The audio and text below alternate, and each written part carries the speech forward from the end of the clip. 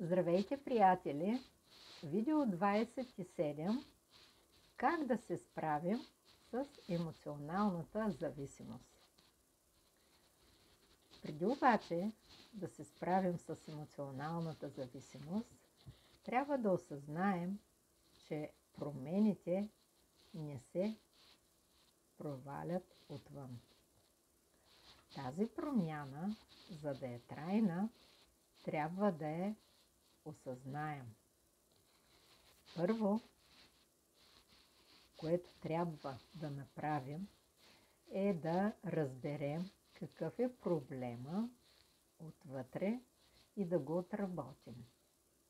Ако не можем да се справим сами, ще ви трябва лични консултации.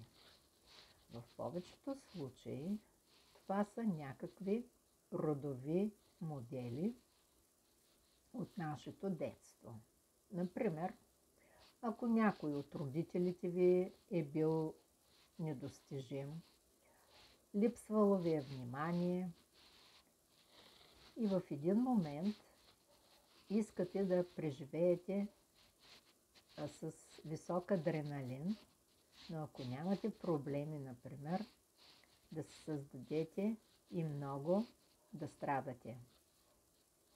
Необходимо е да осъзнаем, че има проблем и да започнем да работим по неговото отстраняване отвътре. Как става това? Как да изградя хармонична връзка с себе си? Ще бъде много по-силна. Самата идея е, че аз първо трябва да изградя и да построя хармонични отношения с самата себе си, преди да се опитвам да ги построя с когото и да е било друг. Да науча първо коя съм аз, кои са моите увлечения, за какво съм дошла тук на земята, коя е моята цел, за да съм тук на земята, коя е моята мисия,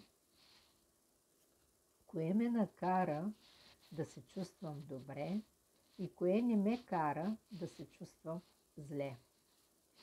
При мен страха ме кара да се чувствам, да не се чувствам добре. Страха. Сигурно и при вас е така. А любовта към себе си и към хората ме карат да се чувствам добре. Докато на практика аз не изградя пълноценна връзка с себе си, аз няма да мога да изградя пълноценна връзка с нито един друг човек. Защото както аз се отнасям със себе си, така и другите хора ще се отнасят към мен. Емоционалната зависимост, например, от партньора, това зависи и идва от моето детство, от моята детска програма. Например, ако се страхувам от нормални отношения с нормални жени и мъже и непрекъснато попадам на женени и травмирани хора. Моето подсъзнание всъщност е моят ангел-хранител. Както казах, това са моите страхове и всякакви програми от детството, за да мога да оцелея. Тези програми ни предпазват, за да не страдаме в бъдещето и да не ни боли. За да живеем пълноценно, трябва да разберем, че всичко, което идва при нас като страх, болка, Това е от нашите детски програми, за да можем да оцелеем. Необходимо е да се свържем с специалисти и да ги изчистим и отработим в дълбочина. Ако сме свикнали да драматизираме нещата, това, което можем да направим самостоятелно, е да си намерим такова екстремно занимание с много адреналин, защото той ще ни е от полза. И първо, трябва да повдигнем нашата собствена оценка. Второ, да осъзнаем, че това е детската програма и ние не можем да я преработим. Третото е да си добавим адреналин в живота, който ще ни повдигнат емоции. Който адреналин ще ни повдигне емоциите. Четвъртото е да опознаем първо себе си, за да можем да изградим една хубава и щастлива връзка с когото и да е било. Да си зададем въпроса как аз да повдигна своята самооценка, своята себестойност. И отговора е в самия въпрос. Себеоценка и себестойност. Ако се оцените високо, и другите ще ви оценят високо. Колкото вие се обичате, толкова ще ви обичат и другите.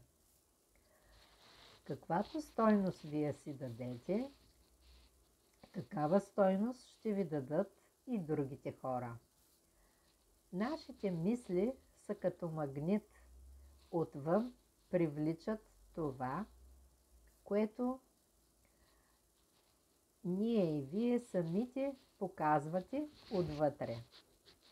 Всеки си слага етикет с цената. Научих 2 упражнения, които правя и сега ще ги споделя с вас. Първото упражнение – направих си дневник на моите победи. Седнах и си написах всички хубави неща, които съм направила в живота си и с които съм се справила. Например, завършила съм си средното образование, уредила съм си хубава работа и така нататък. Вие ще си напишете вашите победи. Другото упражнение, което научих и го споделям с вас, е да си направите списък с вашите положителни качества като човек и кои са те.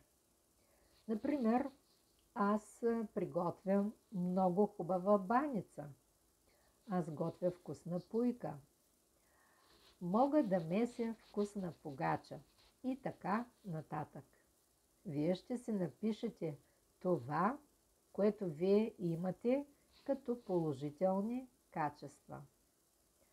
Ако за нищо не се сещате, попитайте вашите близки до вас хора, които ви обичат наистина, за да повдигнете самооценката и вашата себестойност. Помислете си за вашите детски програми и кои са вашите вярвания, които ви ограничават. Също така, научете се лесно да пускате хората от своя живот, които ви натоварват. И хората, които са свършили кармичните си дела и работата към вас.